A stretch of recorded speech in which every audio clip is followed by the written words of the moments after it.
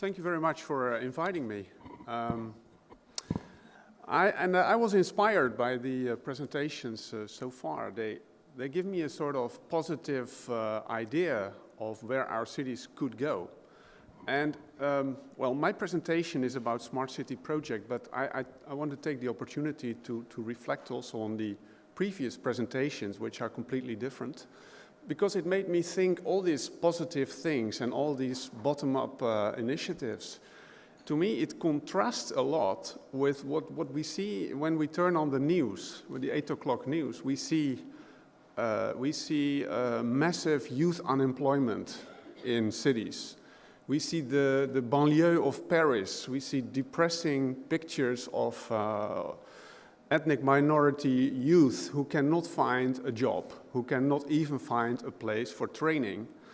We see people voting massively for guys like Donald Trump, who actually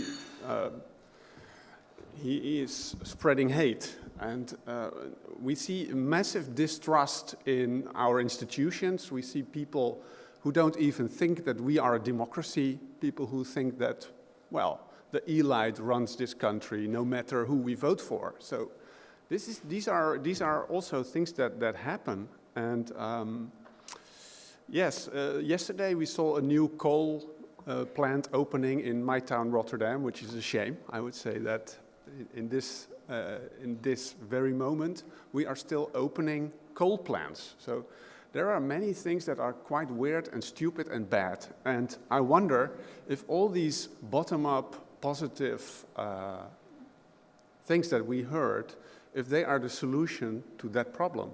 So maybe that's what you, Joost, meant by we need new institutions, because what we have so far is maybe not working anymore. And another thing that always intrigues me is that we are looking to the UK and the US. When we invite speakers to the Netherlands, most of them always come from the UK and the US. It's quite weird, because the UK and the US are the countries that really dismantled the state to the largest extent. And when you speak about kindergartens, for example, why does the UK and why do the US have such bad kindergartens? It's because the state maybe is not funding them enough. So of course the quality is poor. When you don't pay the people right, when you don't have the money, you get what you pay for.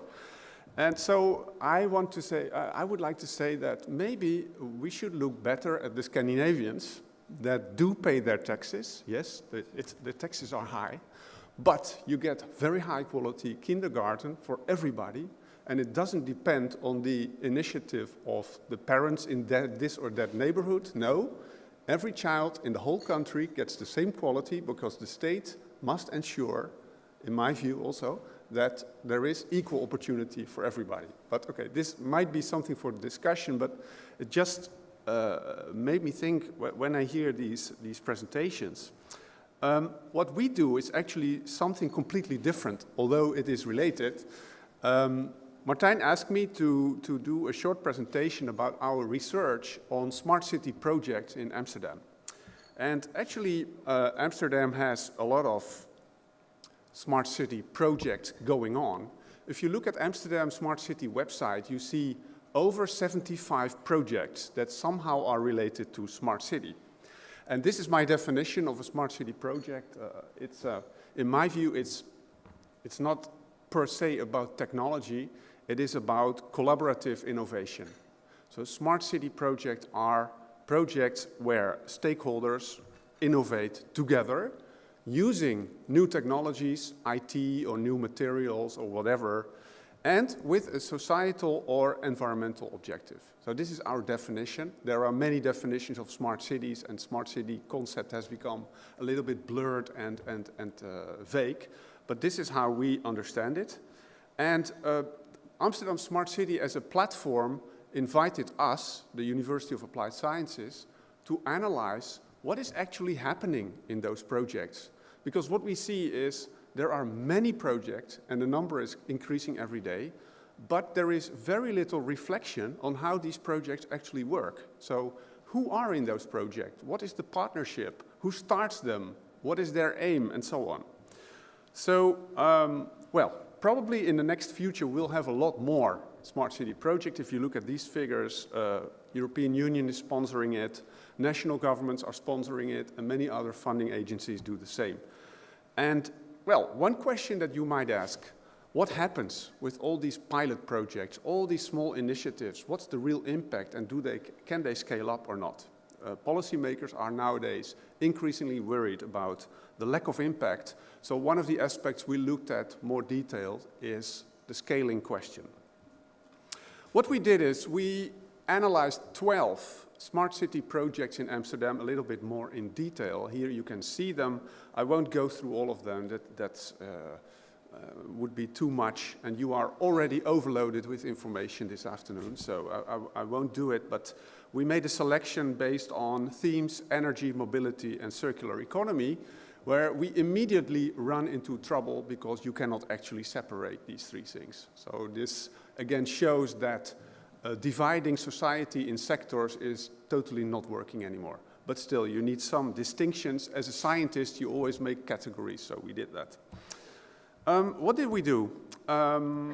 We looked, for each project, we looked at the history of the project, the dynamics of the project over time, the pivotal points, so when did the project really change? When did some partnerships break up or other partners joined?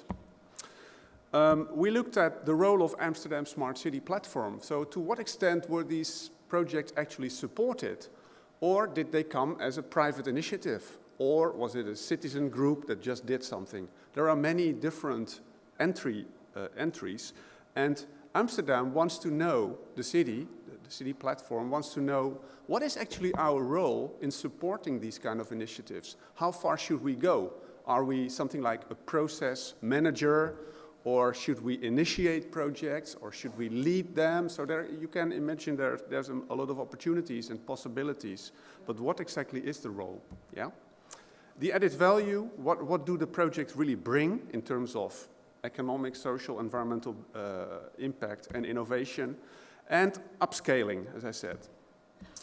I have to speed up. One of the projects we studied is Energy Atlas, which is a project where it produced a map, quite boring, but interesting as well, because on this map you can see for each building block how much energy is being used there, and what type of energy, so if gas, electricity, water use, and so on. And having this information together enables you to do more smart interventions where you can actually save energy and do sustainable innovations. And this project was interesting because to make it, you really need collaboration, because the data comes from a lot of companies and sources. And these companies must be willing to share, and they must be willing to create something together. And this is an example where it worked. But in 6 other cities that were part of a European consortium, it didn't work because the partners didn't trust each other. So this was not about technology, it was about trusting each other, willingness to share data, and to believe that making such a thing makes sense. Another thing here is Moco Maritime. It's a new way of transporting goods and waste using the canals of Amsterdam. And we know that the government here has said, we don't accept heavy lorries in the city center anymore, so there cannot be big diesel trucks. So this is an answer to do logistics in a much more sustainable and also human way. And here also the interesting thing is that unemployed young people did find a job in this solution to use an electric boat to use the canals to deliver waste and goods. So that's a good smart city partner. Here we see the partnership of the partners that were part of this project. Some overall findings to end with. What everybody told us is this: technology is not the problem. Technology is there, we have it. And whereas many people associate smart city with technology, no, it's not the problem. Regulation matters a lot. If you enter the Netherlands in Schiphol, you see all the Tesla taxis. Why? It's because Schiphol Airport has said that Tesla taxis or electric vehicles are in front of the line, and other vehicles with a diesel engine have to go to the back. So this is a clear financial incentive that evokes innovation and that evokes change and that makes the city cleaner. So regulation and institutions matter a lot for smart cities.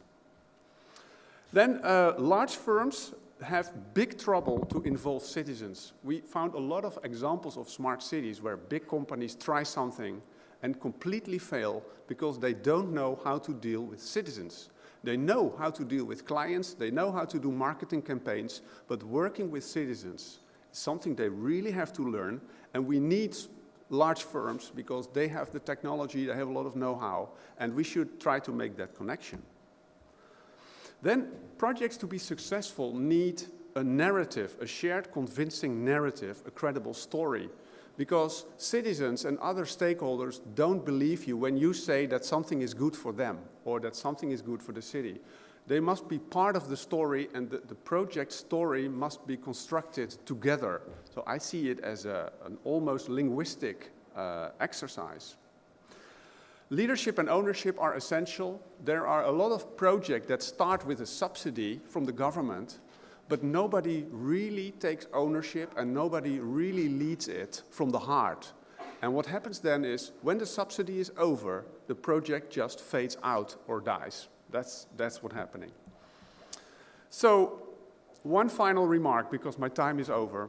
On the Amsterdam level, my question, is where are we going? What do we want for Amsterdam? We see a lot of experimentation, a lot of small projects, but is there a grand vision? And is there something that we really want to work on for the next 5 or 10 years? I didn't see it. I see a lot of good energy and a lot of potential, but maybe when we really want to get somewhere, we need to set a bold goal, like all traffic must be electric by 2020. This is something the city of Lund said. Something like this. And then just fund or subsidize projects that do this. And the other things can still exist, but on their own. Okay, it's just an open question how to go on. Tracy, I am done. Thank you very much. So, I was already introduced. I'm also the lecturer in play and civic media. So, civic media is this, let's say, mediation of all this stuff. And yes, I'm a designer. So, I design media. And I have heard a lot of designers who like to organize or find all these requirements that we have been heard about. For instance, the participation or the empowerment. But how do you mediate these things? And that's what I want to hear about. I just came back from Brussels, and there I had a 3-day review meeting on empowerment in healthcare. And to be honest, there's a quite difference between today and yesterday. Empowerment there in healthcare means how do you get all these patients where there's not enough money to take care of them so that they take care of their own, and you call this participation. And that's something completely different. In this way, empowerment is just getting them all into the same track. It's automation. And we're talking about something different. And that is a sort of bottom-up approach, which is different from the top-down approach we're used to. And we are fed of that. We know already that the banks, they didn't work, and all the organizations that we are fed up with. And I like to be inspired by play, because I like to play, and I think play has qualities of doing these things in a good way, because it's thinking by doing, and in this way you have also a safe environment to make things work. And what I will do is go to this certain examples where I think empowerment did work and how we can mediate that.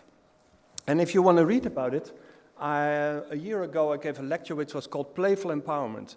And so I like to start with what is empowerment? Does everybody have an idea what empowerment is, or what we are lacking in empowerment, and how do we mediate that? And I think I've heard quite a lot of things. So empowerment is visualization, empowerment is reflection, empowerment is data, empowerment is tools. There are lots of their ownerships, etc., etc. When I started thinking about it, and I'm writing a book on it this moment, and then All right, that's the content of my topic, but you already know that, what I'm going to say. So empowerment has qualities. So it has to do with that you can do something well, for instance, and you are competent, so that you feel empowered because you can do something autonomously. And also, it has to do with that you can participate in something, or that you feel engaged. So if there's no affinity what you're doing, you will not be empowered, you're just invited. And I think the difference is there, and the main argument here is you need argumentation. So you need a sort of quality in argumentation and communication. And through that, you can have engagement and autonomy.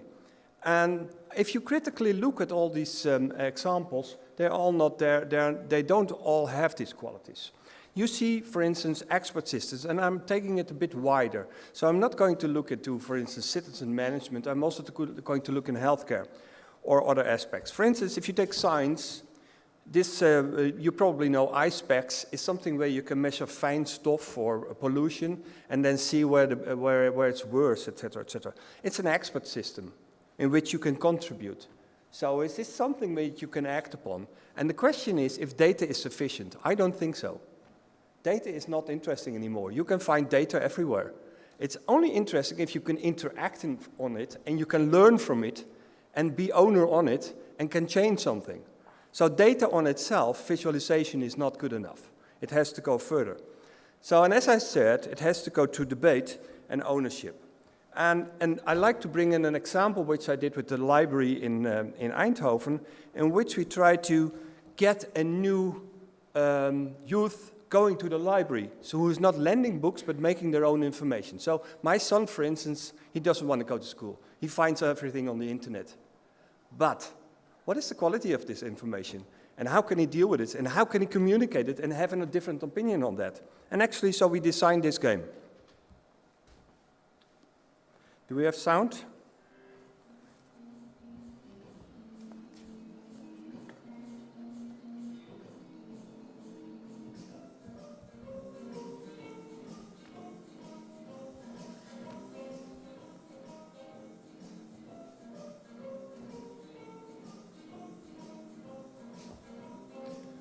So what you see in this information is actually a play, and that's the fun thing about play is it has always a small mechanics. It comes in a box, and you put it in the kitchen table, and when you open it, you start talking about it. That's the most important quality of a platform.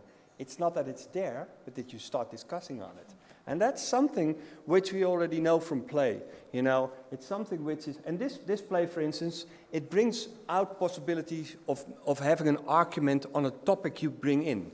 And from there on, find a line of arguments. And lots of children, young children, doesn't have this quality anymore. And actually, we changed this formula into now something for the healthcare of psychological healthcare with children who doesn't have any control on their behavior. And they are asked to talk about or to mediate when it happened, why it happened, how it happened, and then communicate upon it. And then find a different way of solving the problem. So in this way, and now I think the social media we know, or the blogs, or all the websites, lack this quality. We can just give information, but we don't give any platform to discuss, or to have a meaning, or to make it into something which is of your own. And that means also media has to be engaging, and there's lots of different ways. I'm going to show you something else we made, which is which just was in the news, maybe you've seen it. It's one of our students who made an experience case on how it is to be a refugee going from south of Europe to the northern of Europe.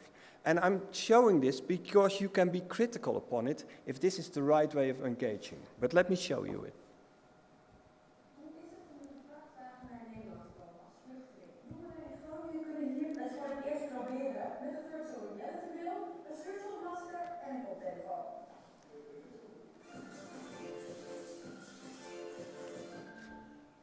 I had no choice. I had to find a safe haven, leaving everything behind me and flee this virus. All the stitches off. I'm still in this damn shock. When does this nightmare end? Everything hurts. Ik was echt verbaasd. Ik voelde echt in een andere wereld.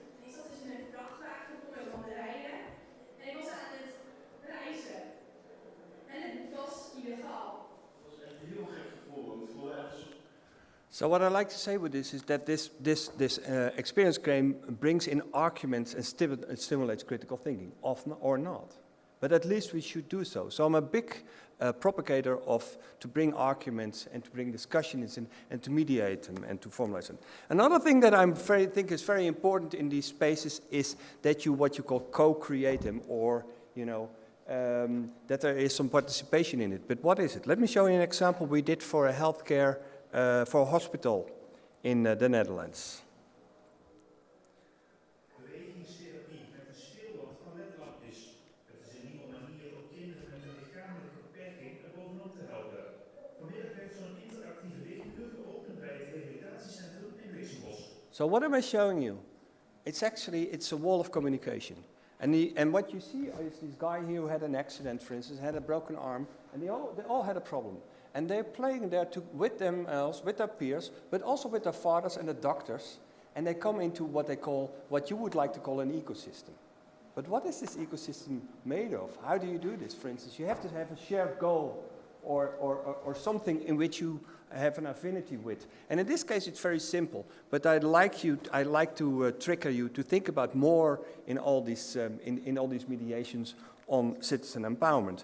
And actually there's a lot there, and there's a lot to gain. And for instance, we need a different designer. And I'm, for instance, also president of the Games for Health conference, in which all these people come together, doctors, patients, and they see how they can deal with these issues and empowerment. And how do you design for these questions? And that was the question I wanted to make in this 10 minutes. And there's one answer, possibly, and the answer is that yes, here at the University of Amsterdam of Applied Sciences, we're going to make a new master in digital design who deals with these issues. Because we think this digital design master is made out of wicked problems. So we have to think about all these problems about sustainability or a new world of participation or healthcare, but we have to design differently for that. And I think we have to make a different design education for that. And that's what we're going to do starting from September 2017. Thank you.